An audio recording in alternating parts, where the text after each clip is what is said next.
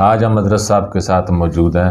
حضور یہ فرمائے کہ وضو کے مستحبات کیا ہیں اور کتنے ہیں، اس بارے میں ارشاد فرما دیں۔ وعلیکم السلام ورحمۃ اللہ وبرکاتہ۔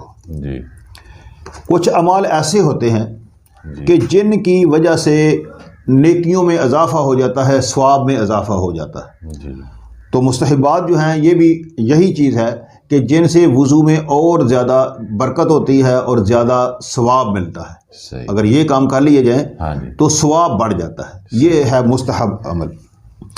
تو وضو کے تقریباً 29 مستحبات ہیں۔ جی آپ کی بارگاہ میں عرض کرنے کی سعادت حاصل کرتا ہوں۔ نمبر 1، جی قبلہ رو یعنی خانہ کعبہ کی طرف منہ کر کے وضو کرنا۔ سبحان اللہ۔ نمبر 2، اونچی جگہ وضو کرنا۔ نمبر 3، بیٹھ کر وضو کرنا۔ نمبر 4، پانی بہاتے وقت اعضاء پر ہاتھ پھیرنا۔ صحیح۔ نمبر 5، اطمینان سے وضو کرنا، یعنی سکون سے، تیزی میں نہیں کرنا چاہیے کہ رہ جائے حصہ۔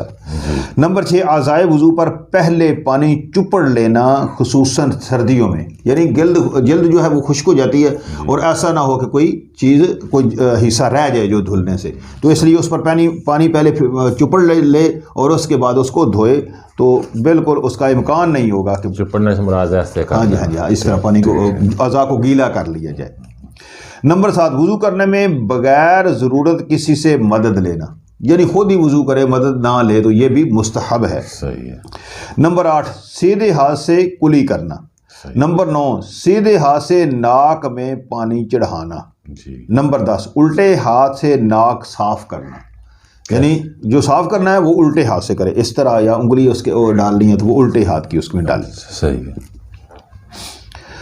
نمبر 11، الٹے ہاتھ کی چھنگلیاں ناک میں ڈالنا۔ نمبر 12، انگلیوں کی پشت سے گردن کی پشت کا مسح کرنا۔ نمبر 13، کانوں پر مسح کرتے وقت بھیگی ہوئی چھنگلیاں کانوں کے سوراخوں میں داخل کرنا، اس طرح۔ اچھا، یہ چھنگلیاں ہوتی ہیں؟ ہاں جی، یہ جو چھوٹی انگلی ہے اس کو چھنگلیاں کہتے ہیں۔ صحیح صحیح۔ نمبر 14، انگوٹھی کو حرکت دینا جبکہ ڈھیلی ہو اور یہ یقین ہو کہ اس کے نیچے پانی بہہ گیا ہے، اگر سخت ہو تو حرکت دے کر انگوٹھی کے نیچے پانی بہانا فرض ہے، سبحان اللہ، تاکہ کوئی حصہ رہ نہ جائے۔ نمبر 15، مزور شرعی نہ ہو تو نماز کا وقت شروع ہونے سے پہلے ہی وضو کر لینا، یعنی اس کو کوئی ایسا عارضہ، کوئی بیماری نہ ہو کہ جس کی وجہ سے وضو ٹوٹ جاتا ہو، وہ تو علیحدہ اس کا احکامات ہیں، لیکن اگر اس کو کوئی بیماری نہیں ہے تو اس وقت یہ ہے کہ نماز کا وقت شروع ہونے سے پہلے اگر وضو کر لے گا، یہ بھی مستحب ہے، یعنی ثواب کی زیادتی کا سبب ہے۔ صحیح۔ نمبر 16، جو کامل طور پر وضو کرتا ہے، یعنی جس کی کوئی جگہ پانی بہنے سے نہ رہ جاتی ہو، اس کو کنووں یعنی ناک کی طرف، آنکھوں کے کونے، ٹخنوں، ایڑیوں، تلووں، جی ایڑیوں کے اوپر موٹے پٹھے، جی انگلیوں کے درمیان والی جگہ اور کونیوں کا خصوصیت کے ساتھ خیال رکھنا، اور بے خیالی کرنے والوں کے لیے تو فرض ہے کہ ان جگہوں کا خاص خیال رکھیں کہ اکثر دیکھا گیا ہے کہ یہ جگہیں خشک رہ جاتی ہیں، اور بے خیالی ہی کا نتیجہ ہے، ایسی بے خیالی حرام ہے اور خیال رکھنا فرض ہے۔ جی نہیں، کونیوں یعنی کیا مقصد ہے؟ یہ جو بعض لوگوں کی یہ خشک ہو رہ جاتی ہیں؟ ہاں جی یہ اچھا، یہ جگہ جو اس میں احتیاط نہیں کی جاتی تو یہ خشک رہ جائے گی، کیونکہ کونیوں سمیت یہ ہاتھوں کا دھونا یہ فرض ہے۔ نمبر 17، وضو کا لوٹا الٹی طرف رکھے، اگر تش شدہ پتیلی وغیرہ سے وضو کریں تو سیدھی جانب رکھیے، یعنی اگر اس وضو لوٹے وغیرہ سے کرے تو یہ اس وقت ہے، اگر نل وغیرہ سے کرے تو اس کے علیحدہ احکامات ہیں۔ نمبر 18، چہرہ دھوتے وقت پیشانی پر اس طرح پھیلا کر پانی ڈالنا کہ اوپر کا حصہ بھی دھل جائے، یعنی جہاں سے دھونا تھوڑا سا اوپر بھی دھل جائے، تو یہ بھی مستحب ہے۔ نمبر 19، نمبر 19 اور 20، چہرے، ہاتھ پاؤں کی روشنی وسیع کرنا، یعنی جتنی جگہ پانی بہانا فرض ہے اس کے اطراف میں کچھ بڑھانا، مثلاً ہاتھ کونی سے اوپر آدھے بازو تک اور پاؤں ٹخنوں سے اوپر پنڈلی تک دھونا، یعنی یہ روشنی بڑھانے سے مقصد یہ ہے کہ بروز معاشر یہ جو اعضائے وضو ہیں یہ روشن ہوں گے۔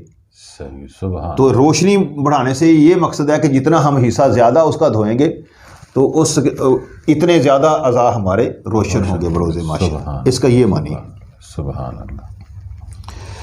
نمبر 21، دونوں ہاتھوں سے منہ دھونا، یعنی دونوں ہاتھ، ایک ہاتھ نہیں استعمال کرنا پانی کے لیے، یہ بھی مستحب ہے۔ نمبر 22، ہاتھ پاؤں دھونے میں انگلیوں سے شروع کرنا۔ نمبر 23، ہر عضو دھونے کے بعد اس پر ہاتھ پھیر کر بوندیں ٹپکا دینا صحیح، تاکہ بدن یا کپڑے پر نہ ٹپکیں، خصوصاً جب مسجد میں جانا ہو کہ فرش مسجد پر وضو کے پانی کے قطرے گرانا مکروہ تحریمی ہے، یعنی اس طرح کرے، اس کو ایسے کر کے پانی وغیرہ کے جو قطرے ہیں یا منہ پر ان کو ٹپکا لیا جائے اچھی طرح۔ تھوڑا سا اگر تولیہ وغیرہ استعمال کر لے، تولیہ کر لے تو بہتر ہے، اور تولیہ نہ ہو تو ہاتھوں سے بھی کر سکتے ہیں اس کو۔ صحیح صحیح۔ نمبر 24، ہر عضو کے دھوتے وقت اور مسح کرتے وقت نیت وضو کا حاضر رہنا، یہ مستحب ہے کہ اس کا ہر وقت اس کا یہ نیت ہو کہ میں پاکی حاصل کر رہا ہوں، میں نماز کے لیے وضو کر رہا ہوں۔ ہاں جی صحیح، تو یہ اس کی نزت یہ بھی اگر حاضر رہے گی تو اور ثواب اس کا بڑھ جائے گا۔ نمبر 25، ابتدا میں بسم اللہ کے ساتھ ساتھ درود شریف اور کلمہ شہادت پڑھ لینا، یہ بھی مستحب ہے۔ نمبر 26، اعضائے وضو بلا ضرورت نہ پونجیں، اگر پونج نہ ہو تب بھی بلا ضرورت بالکل خشک نہ کریں، کچھ تری باقی رکھیں کہ بروز قیامت نیکیوں کے پلڑے میں رکھی جائے گی۔ سبحان اللہ۔ تو اس لیے بہتر یہ ہے کہ تولیے وغیرہ سے صاف نہ کرے، بلکہ ہاتھوں سے وہ قطرے وغیرہ جو ہے ان کو دور کر لے تاکہ وہ تری باقی رہے۔ جی۔ نمبر 27، وضو کے بعد ہاتھ نہ جھٹکیں کہ شیطان کا پنکھا ہے، ایسے ایسے جو کرتا ہے یہ نہیں کرنا۔ صحیح۔ نمبر 28، بعد وضو میانی یعنی پجامہ کا وہ حصہ جو پیشاب گاہ کے قریب ہوتا ہے پر پانی چھڑک لینا۔ پانی کی چھڑکتے وقت میانی کو کرتے کے درمیان میں چھپائے رکھنا مناسب ہے، نیز وضو کرتے وقت بھی، بلکہ ہر وقت میانی کو کرتے کے دامن یا چادر وغیرہ کے ذریعے چھپائے رکھنا حیا کے قریب ہے۔